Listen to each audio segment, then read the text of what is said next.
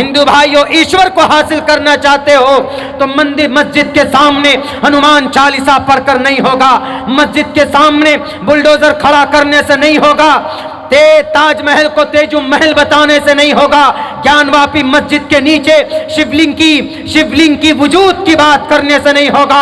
ईश्वर को हासिल करना चाहते हो तो इन मस्जिद मंदिर का झगड़ा छोड़ो, अपने परमात्मा की सिफात का तज़किरा करो। इंशाअल्लाह देखोगे आप, अल्लाह आपके दिलों के अंदर मोहब्बत पैदा करेगा और आप परमात्मा के करीब होगे। अब्दुल्ला अगर झूठ बोलता है तो मेरे जुबान में ताले लगा दीजिए, मैं नहीं बोल रहा हूं, यह अल्लाह का कुरान बोलता है, आपके उश्लोक बोलते हैं, आपका मंत्र बोलता है। अगर आपको लगता है कि अब्दुल्ला झूठ बोलता है तो आप आइए किताब लेकर, इंशाअल्लाह मैं जैसे अपने स्कूल में बच्चों को पढ़ाता हूं वैसे ही आपको एक एक लाइन पढ़कर समझाने की मैं कोशिश करूंगा और आपको समझाऊंगा कि इस धरती के ऊपर ईश्वर चाहिए तो सत्संग करो। के हेत्वो ब्रह्मगतिस्तो सनति सत्संगतिर्दान विचारतोषः। जब आप ईश्वर को राजी कर लेंगे तब क्या होगा? तब आपको क्या मिलेगा? स्वर्ग मिलेगा, तब आप स्वर्ग में जाएंगे। लेकिन अगर आपने ईश्वर को राजी नहीं किया तो क्या अंजाम होगा? अगर कोई मुसलमान है अपने अल्लाह को राजी न करके या दुनिया के अंदर यानी शरीयत के खिलाफ जिंदगी गुजार कर जाता है तो वो जन्नत तो नहीं जा सकेगा। दुनिया के अंदर बहुत से ऐसे मसाइल हैं, दुनिया हासिल करने के लिए भाई भाई को लड़ा देते, घसीट कर जहन्नम में डाल देगा। वहां पर हिसाब होगा, किताब होगा। मेरे हिंदू भाइयों, क्या काम आएगा? अमल काम आएगा ना। और ये मैं नहीं कह रहा हूं, ये तो हमारी कुरान की बात थी, हदीस की बात थी। लेकिन आइए आपके ग्रंथ में मनुस्मृति, एक किताब मनुस्मृति का मंत्र लेता हूं।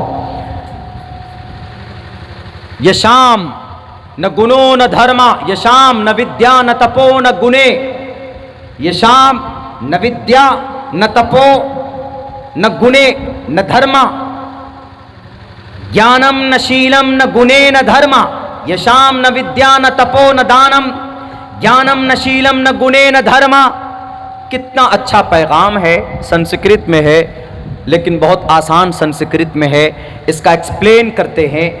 यशाम न विद्या न तपो न दानम, यशाम इस धरती के ऊपर जिस इंसान में विद्या ना हो, विद्या गुण कला ना हो, न गुणे कोई गुण नहीं है, कोई सिफत नहीं है, कोई हुनर नहीं है, न तपो तप भी नहीं है, यानी इबादत करने का सलीका या इबादत भी नहीं किया उस बंदे ने।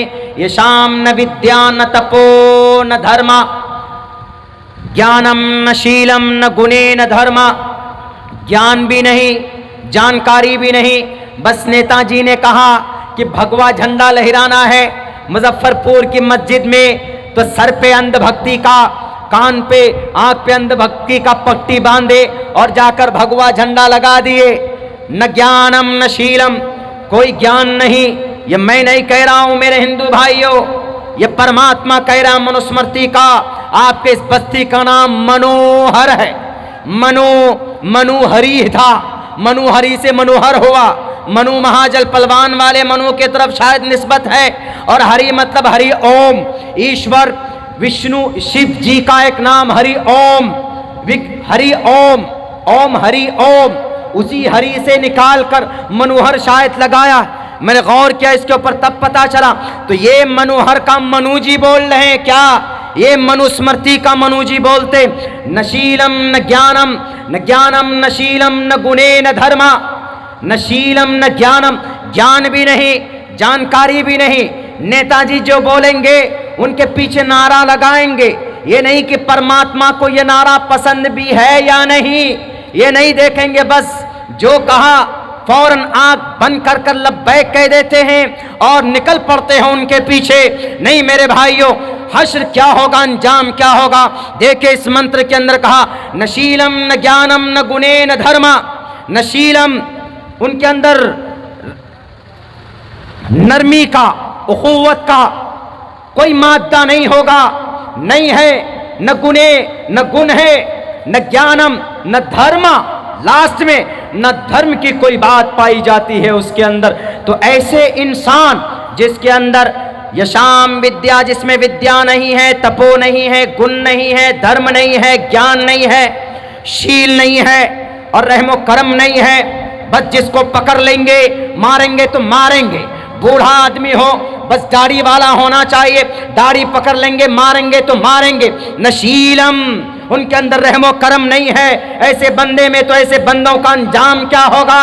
सुनिए, मनुस्मृति कहता है, उठाइए मनुस्मृति के दूसरे अध्याय का 23वें मंत्र के अंदर कहा गया, साफ साफ लफ्जों में क्लियर तौर पर यूं कहा गया कि हे तो इन मनुष्य रूपेण भुवि भात भूता, भुवि भार भूता, इस जमीन में मनुष्य रूपेण, वो इंसान की शक्ल में, मृत्युलोके के भुवि भार भूता, इस जमीन के ऊपर भी इंसान की शक्ल में जानवर है और मरने के बाद भी वो बोझ होगा परमात्मा के पास, जिनके अंदर ना कोई ज्ञान था, जिनके अंदर ना कोई धर्म की बात थी और जिनके अंदर ना कोई रहमो करम का मादा था और जिनके अंदर ना कोई हुनर इस दुनिया के अंदर, बस दूसरों के तलवे छाटते थे और फिर पैसे की गड्डी मिलती थी और फिर नारा बुलंद करते थे। हिम्मतनगर गुजरात जाना हुआ, हमने जाकर के पूछा, हिम्मतनगर गुजरात जिसके इलाके काफी मुतासिर हुए थे, सन 2002 के अंदर गाजर मूली की तरह काटा गया था मुस्लिम माइनॉरिटी को। हमने पूछा, वहां पर जलसा हुआ, गए तो हमने कहा कि इस इलाके के अंदर बहुत दंगा हुआ था, जरा बताओ हिम्मतनगर वालों के माजरा क्या था। उन्होंने कहा कि, हमने कहा कि आप बचे कैसे यहाँ पे? उन्होंने कहा कि मौलाना अब्दुल्ला, अगर हमारे बीच में हमारे गांव के हिंदू भाई नहीं होते तो हम आज जिंदा नहीं होते। हमने कहा क्यों?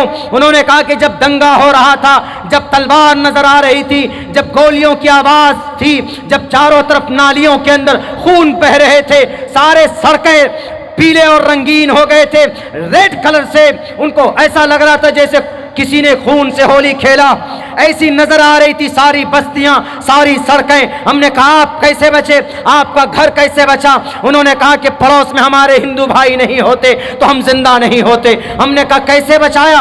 कहा कि फ्रिज में डालकर हमारी जान उन्होंने बचाई, टॉयलेट बाथरूम में बंद करके उन्होंने हमारी इज्जत व आबरू बचाई। हमने कहा कि उन्होंने तो दंगा किया था। कहा नहीं, वो किराए के टट्टू थे, न गुणम न शीलम न देवा न गुणे न धर्मा, वो बाहर से लाए हुए वो किराए के, वो दज्जाल के दुश्मन थे, वो दुश्मन के, वो शैतान के राक्षस के चेले थे और उनके इशारों पर उन्होंने पैसों को देखकर न बेटी की इज्जत देखी, न बहू की इज्जत देखी, न मां के ममता को देखा, सबको गाजर मूली की तरह काटते गए। इसीलिए मैं कहा करता हूं हिंदू भाइयों, अल्लाह ने आपको, एक माँ बाप को, आपको और मुसलमानों को एक कोख से पैदा किया है। इसलिए अल्लाह ने कुरान में बयान किया, जितनी इज्जत मुसलमानों को अल्लाह ने दी उतनी इज्जत आपको भी दी। आपको इबादत करना है, आप हनुमान चालीसा पढ़िए। बोलिए मैं खड़ा होकर पढ़ता हूं, जब कहेंगे तब पढ़ूंगा, लेकिन खुदारा आप हनुमान चालीसा अजान के अपोजिट में मत पढ़िए, बल्कि हनुमान चालीसा पढ़िए तो अपने ईश्वर की भक्ति के लिए पढ़िए, अपने हनुमान जी को खुश करने के लिए पढ़िए।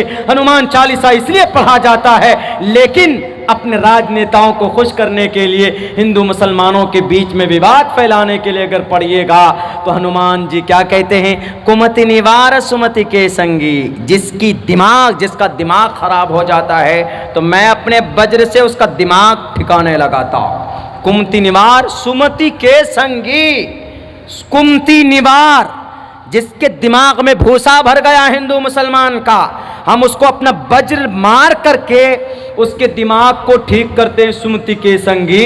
लेकिन जो हिंदू बढ़िया है हम उसका साथ देते हैं, हम उसको आगे बढ़ाते हैं। कितनी अच्छी बात कही मेरे हिंदू भाइयों। बताइए, एक भी पैगाम ऐसा है जो हमारे कुरान में और आपके वेदात में ना हो।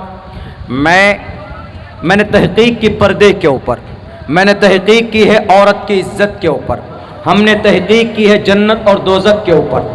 साफ साफ वाज़ेह लफ्ज़ों में मिलते हैं।